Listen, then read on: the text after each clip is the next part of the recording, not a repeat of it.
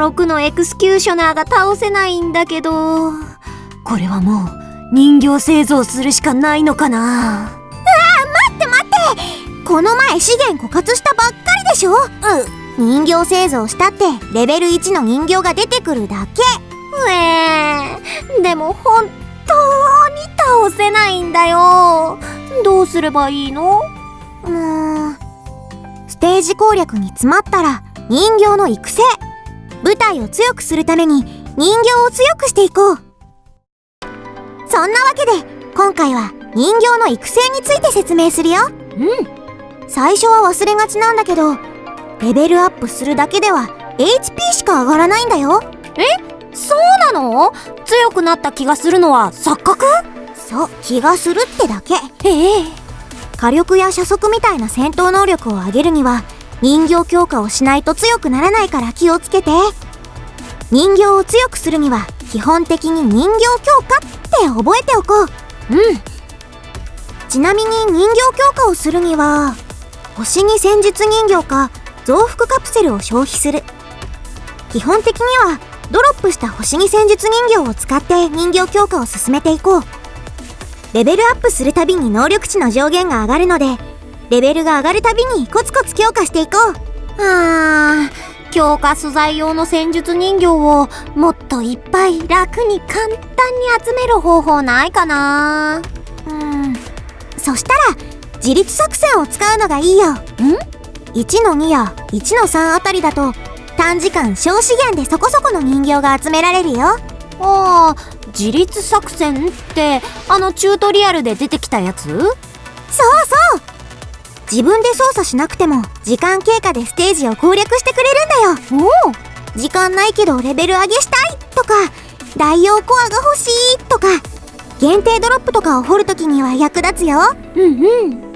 自立作戦を行えるようになるためにはそのステージのすべての勲章を獲得する必要があるよ。金星勲章の条件はステージによって違うから確認してみてね。銀星勲章の条件はすべてのマスを占領すること。銅星勲章はステージクリアで自動的に獲得できるよ。金星勲章と銀星勲章を同時に取る必要はないから一つずつ獲得していこう。序盤で強化素材に困った時は1の2や1の3の自立作戦も使ってみてね。人形の育成でもう一つ重要なのが編成拡大。編成拡大を行うと最大4体までダミーを増やすことができるよ。これだけだと凄さが分かりにくいけど、要は同じ強さの人形がもう1体増えるってこと。ダミーも一緒に攻撃するから与えるダメージも全然変わってくるよ。ここまでの人形育成の流れをまとめてみよう。レベルを上げて HP アップ、能力値上限上昇、人形強化で火力、命中、回避、射速強化、強くなった人形を編成拡大で増やす。この手順で育てていこう。じゃあどうやって編成拡大をするのかって話だけど、編成拡大には同じ戦術人形が必要になるんだよ。だから星5の人形ばかりだと編成拡大ができなくて困っちゃうんだ。そういう理由だったんだね。そういうこと。同じ人形を持っていない場合は大王コアを消費することで編成拡大が行えるよ。だから星3人形は解体するし、デイリー任務は大王コアを優先するんだよ。大王コアがあるなら星5人形使ってもいいじゃんって思ったけど、大王コアの消費量もすごいんだね。そうなの。実際に5リンクまでに必要な大王コアを計算すると105個。やばくない？星5人形ばかりだと部隊育成に困るって意味分かったでしょ？分かった。いやー、それに比べたら私たち星3って本当に省エネだね。そう。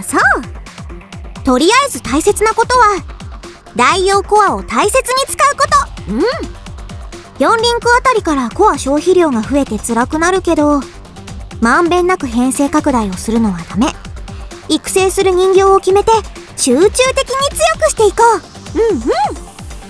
人形の育成は基本的に人形強化と編成拡大なんだけど、他にも人形の能力値を上げる要素はざっとこの4つ。装備については後ほどちゃんと解説するけど、とりあえず今は1日4回装備製造をしておこう。好感度をすぐに上げたい場合は宿舎でギフトを送ろう。作戦報告書と同じ方法だよ。人形の育成について分かったかな？